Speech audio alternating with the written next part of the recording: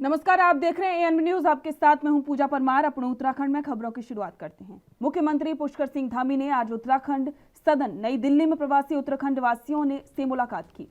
मुख्यमंत्री ने सभी से उत्तराखंड के विकास में सहयोगी बनने का भी आह्वान किया। उन्होंने कहा कि हमारे प्रदेश के लोगों ने अपनी प्रतिभा के दम पर प्रदेश के बाहर अपनी अलग पहचान बनाने के साथ ही उत्तराखंड का नाम भी रोशन किया है।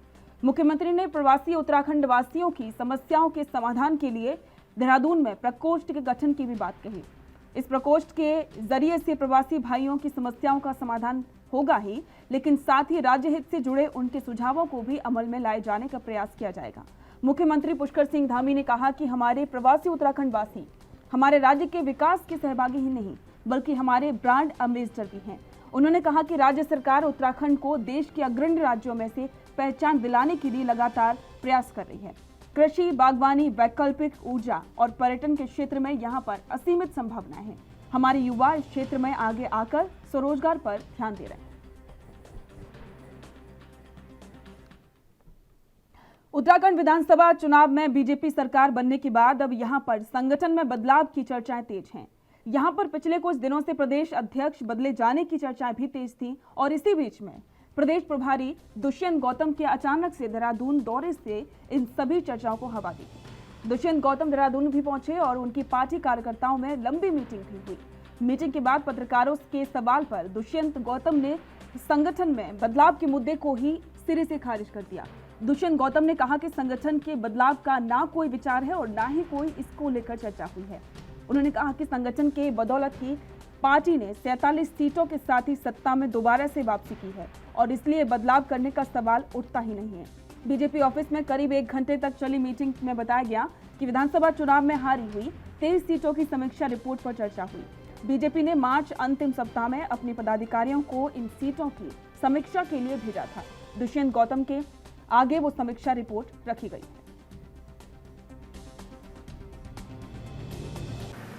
मीटिंग हम आज आए हैं यहाँ पर। हमने सभी विधानसभाओं पर कुछ कंप्लेंटें आ रही थी चुनाव को देखते हुए और हमने सारे वरिष्ठ अपने कार्यकर्ताओं को सब विधानसभाओं में भेजा था। वहाँ से कुछ रिपोर्ट वो लेकर आए हैं। कुछ जगह अनुशासनहीनता भी हुई है, उसके सत्यापन के लिए अब हमने अनुशासन समिति जो है उनको दे दी है रिपोर्ट और वो आने वाले समय में जब भी हफ्ते 10 दिन में रिपोर्ट देंगे फिर उस पर संगठनात्मक बैठकर चर्चा करेंगे सभी लोग और क्या कार्रवाई करनी है उस पर निर्णय करेंगे। आज पूरी रिपोर्ट अनुशासन समिति को सौंपी है। अनुशासन समिति उनका अध्ययन करेगी। अध्ययन करने के बाद जो बिंदु निकल के आएंगे उस पर फिर बैठ के चर्चा होगी। तो अभी केवल इतना ही विषय आज हम लोगों ने बैठक में था।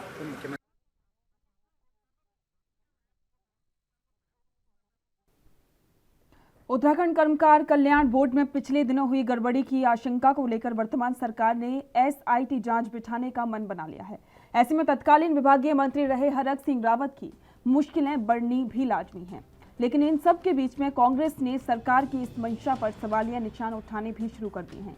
कांग्रेस का मानना है कि अगर किसी भी मंत्री के कार्यालय में कोई अनियमितताएं हुई हैं तो उसकी जांच होनी चाहिए। लेकिन बीजेपी सरकार सिर्फ हरक सिंह रावत की एसआईटी जांच कराकर क्या संदेश देना चाहती है? क्योंकि आज हरक सिंह रावत बीजेपी छोड़कर कांग्रेस का हिस्सा हैं, लिहाजा बदले की भावना से बीजेपी ने ये सब कार्य किया है।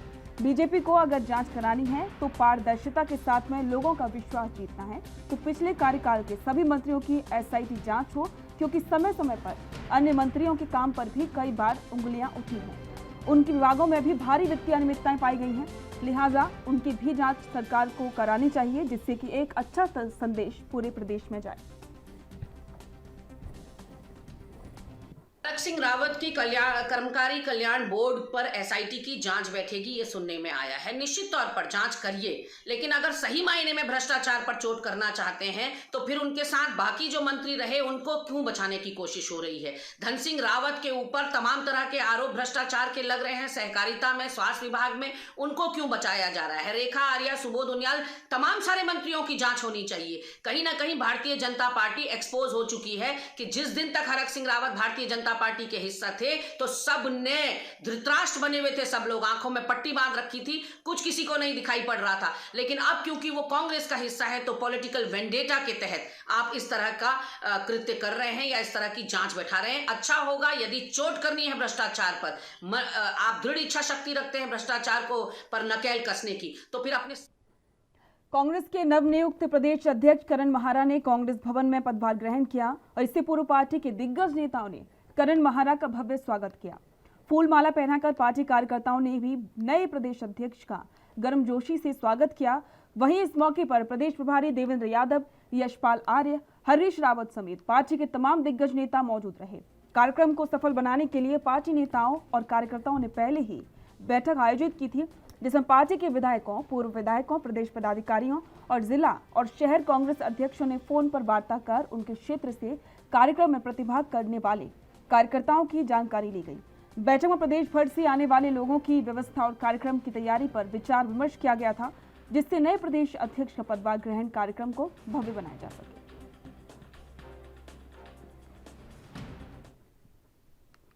उधम सिंह नगर के एक इच्छा क्षेत्र में लगातार हो रही बिजली कटौती से आम जनमानस को दिक्कतों का सामना करना पड़ रहा है। बिजली कटौती के कारण व्यापारियों का कामकाज भी प्रभावित हो रहा है। वहीं किच्चा क्षेत्र में बिजली संबंधित समस्याओं और अघोषित कटों के खिलाफ नगर पालिका के तमाम सभासदों और व्यापारियों ने आक्रोश व्यक्त करते हुए किच्चा के विद्युत कार्यालय पर धरना देते हुए प्रदर्शन किया। प्रदर्शन कर रहे सभासदों और व्यापारियों ने आरोप लगाया कि विद्युत विभाग की ओर से की जा रही मनमानी से आम जनता को खासी दिक्कतों का सामना करना पड़ रहा है। दूसरी तरफ बिजली कटों के कारण भी व्यापारियों का कामकाज ठप हो चुका है और इसे लेकर प्रदर्शनकारियों की ओर से चेतावनी देते हुए कहा गया है कि अगर 15 दिनों के भीतर समस्याओं का समाधान नहीं हुआ तो उनकी ओर से उग्र आंदोलन किया जाएगा।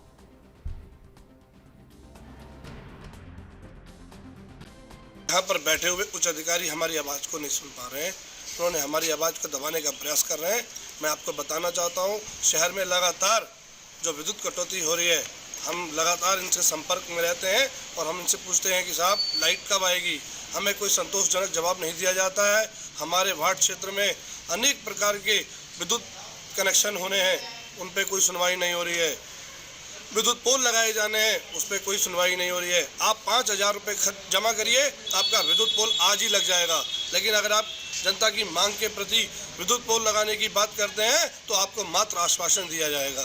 इसके विरोध में हम सभासद साथी जितने भी हैं, हम लोग यहाँ बैठे हैं। बिल्कुल हम विश्वास दिलाना चाहते हैं अपनी जनता को आपके न्यूज़ चैनल के आधार पे कि आज हम जो इस प्रकार का बैठे हुए हैं, हमने आज प्रशासन से बात करनी चाहिए। मगर अफसोस की बात यह है कि अभी यहाँ पर एक अधिकारी आए थे, उन्होंने हमें कहा कि मेरे से बड़े अधिकारी यहाँ आ रहे हैं, वो आपकी समस्याओं को सुनेंगे। वो भी अब यहाँ आ रहे हैं, अब देखते हैं कि वो हमारी समस्याओं को सुन पाते। ये लोग यहाँ पर बैठे हैं, इनका मांग ये है कि अघोषित विद्युत कटौती क्यों की जा रही है करके इस मुद्दे पर यहाँ पर आए हैं। और जो कटौती हो रही है, दिन के टाइम में जो भी कटौती हो रही है उसमें गेहूं की फसल पकी है। ग्राम प्रधानों ने लिख के दिया है कि विद्युत कटौती की जाए और ये आंधी तूफान में हमारी फसल नहीं तो जल जाएगी या कोई उनको नुकसान न पहुँचे। इस बात को ध्यान में रखते हम दिन में जो कटौती कर रहे हैं वो गेहूँ की फसल को बचाने के लिए कर रहे हैं। और शाम के टाइम और सुबह के टाइम जो कटौती हो रही है ये देहरादून कंट्रोल से हो रही है, क्योंकि विद्युत की आपूर्ति पूरी तरह से नहीं हो पा रही है। आपके 18 से 20 करोड़ रुपया प्रतिदिन का जो है हमारा पावर कॉरपोरेशन बाहर से परचेज कर रहा है, बिजली खरीद रहा है। और हम लोग हमारा निगम पैसा खर्च करने को तैयार है, लेकिन मार्केट में बिजली उपलब्ध नहीं है। शेयर मार्केट में हम कह रहे हैं भाई हमें बिजली दो, लेकिन इस पर हमारा प्रबंधन, उच्च प्रबंधन।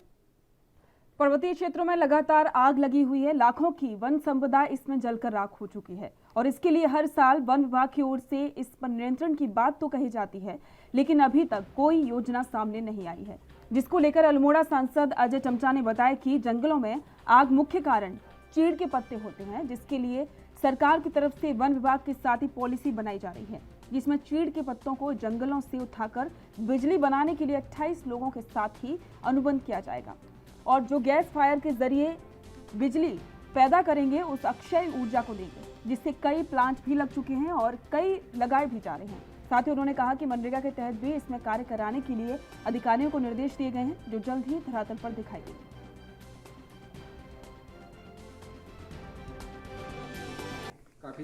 देखिए, जंगलों में आग लगने के कारण से बहुत बड़ी समस्या हर बार उत्तराखंड राज्य के लिए होती है।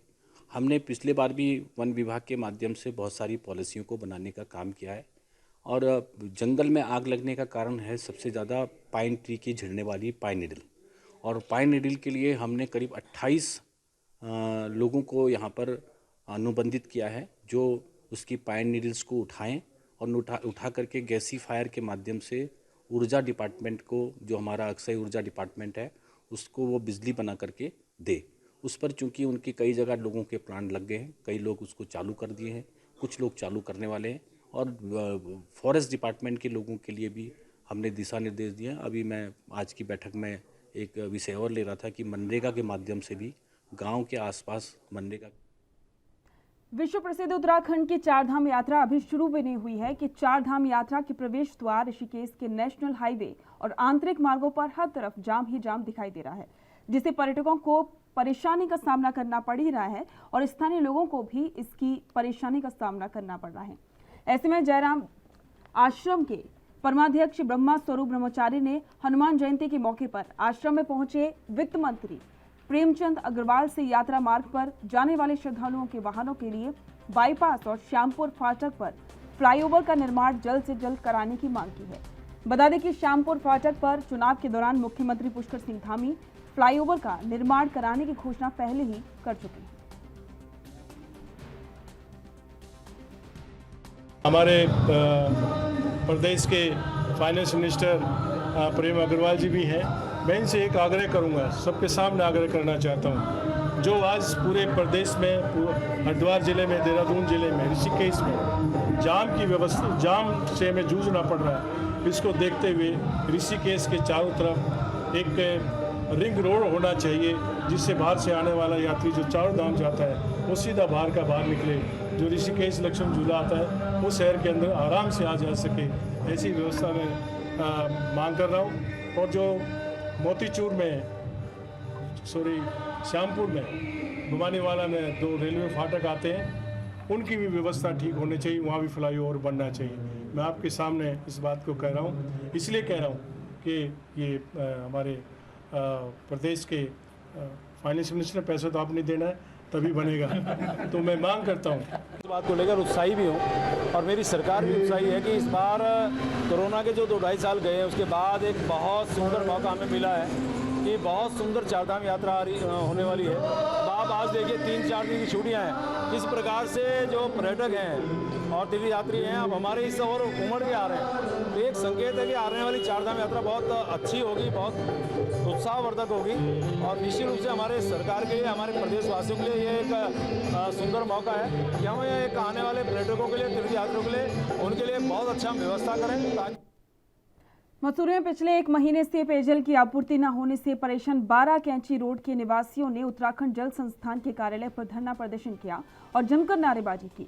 इस मौके पर व्यापार मंडल अध्यक्ष रजत अग्रवाल के नेतृत्व में क्षेत्रवासी उत्तराखंड जल संस्थान के कार्यालय पर पहुंचे थे, जहां पर उन्होंने कहा कि पिछले 1 महीने से पानी की आपूर्ति बंद है, जिससे कि उन्हें काफी दिक्कतों का सामना करना पड़ रहा है।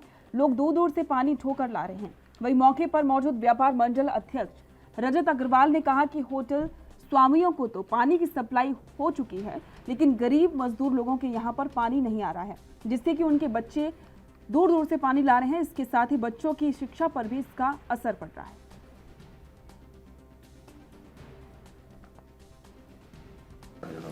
देखिए, मुख्य रूप से 12 केजी क्षेत्र जो है, जो किंगरेक के पास है और जो मसूरी माल रोड से एक जुड़ता हुआ भाग है, वहाँ पिछले 1 माह से पानी नहीं आया है।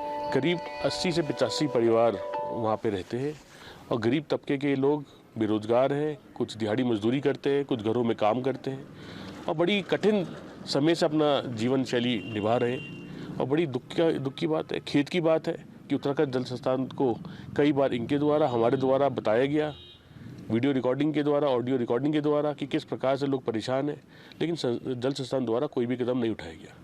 वहाँ पे 1 महीने से पानी ना होने के कारण ये लोग मजबूरन झील से, नाला पानी से, हुसैनगंज से, किंगरेक से पानी लाने पे मजबूर हैं, जहाँ इन्हें और लोगों के विरोध का सामना करना पड़ता है। लेकिन मजबूरन जब ये पानी वहाँ से लाते हैं तो ये देखते हैं कि पानी लाते लाते भी इनका पानी कई जगह टूट जाता है, डब्बा, कई परेशानियों झेल रहे हैं। और जबकि सरकार द्वारा 144 करोड़ की योजना चल रही है, तो क्या कुछ लाख रुपए खर्च करके जल संस्थान द्वारा एक अभी अस्थायी व्यवस्था नहीं दी जा सकती? वहाँ पे वैसी तो कोई दिक्कत नहीं है, वह हमारे पास वैसे ज़्यादा कंप्लेंट नहीं आई उसी क्षेत्र में। और अभी आज ये कंप्लेंट दी गई है, तो इसमें शाम को इवनिंग पे हम अपनी सप्लाई दिखा देंगे। और वहाँ पे वैसे हमारे कोई जल संयोजन है नहीं यहाँ पे सब। जिंदगी की भाग दौड़ में आदमी इतना मशगूल हो गया है कि अब उसके पास अपनों के लिए ना जीने का समय है और ना ही मरने के बाद।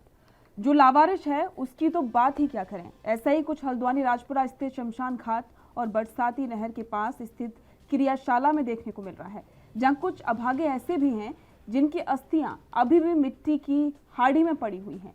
आत्माएं तड़प रही होंगी कि अपना कोई आएगा और मुक्ति दिलाएगा, लेकिन ना अपनों को चिंता है और ना ही समाज सेवा का दम्भ भरने वाले लोगों या फिर संस्थाओं को इनकी कोई फिक्र है।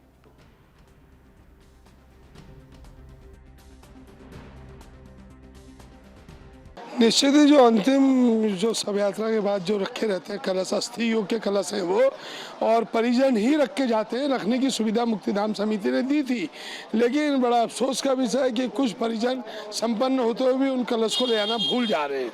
तो कहीं ना कहीं वो अपने पूर्वजों के उन कलशों को उनको लेके जाना चाहिए। मुक्तिधाम समिति ने बार बार प्रयास किया, सूचना दी और 2-3 बार समाचार पत्रों के माध्यम से भी सूचना प्रसारित करी कि जिनके कलश हैं वो अपने कलश यहाँ से विसर्जन हेतु ले जाए, लेकिन वो नहीं ले जा पा रहे।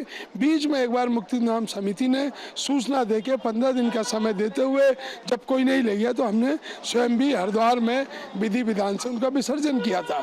और अगर अब भी यही नौबत रही और कलश रखने की जगह जब पूरी भर जाती है तो मुक्तिधाम समिति को अंततः निर्णय लेकर उसका विधि विधान से, शास्त्र सम्मत विधि से हम लोग विसर्जन करते हैं।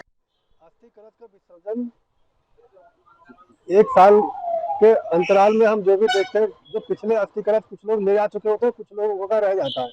जो रह जाता है 1 साल में हमारी मीटिंग होती है, उसके बाद हम पूरी विधि विधान से सिलसिला घाट में उसका विसर्जित कर देते हैं। कोरोना काल के जो अस्थि कलश थे, जो हमारे घाट पे जिनका संस्कार हुआ, उसमें जो लोग ले गए वो तो चले गए और जो रह गए उनको फिर निस्तांतरण करने के लिए चित्रशिला घाट पर विधि विधान से कर दिया गया। आज की तारीख में कोरोना काल का कोई अस्थि कलश बैलेंस नहीं। जो भी लावारिस दास हैं, कोई भी अज्ञात सब, उनका निस्तारण करने के लिए हर 6 महीने में या साल भर में हमारी मीटिंग होती है, तब हम उन अस्थि कलशों को चित्रशिला घाट पर विसर्जित। 19 वर्ष लगभग हो गए हैं इसको सेवा करते करते। यहाँ पर जितने भी दिगंबत लोग जो होते हैं अपना शरीर छोड़ देते हैं, उनके जिनके घरों में इस तरह का अनुष्ठान करने का स्थान नहीं हो पाता है, घर 2 मंजिले 3 मंजिले हैं, अन्य स्थान भी नहीं है, तो पहले लोग यहाँ पर एक पेड़ के नीचे करा करते थे यहाँ पर, और धीरे धीरे फिर टिन शेड में आया। टिन शेड से आज हम ये विस्तार हुआ है। तो इस कार्य को लगभग 19 वर्ष पूरे हो गए हैं।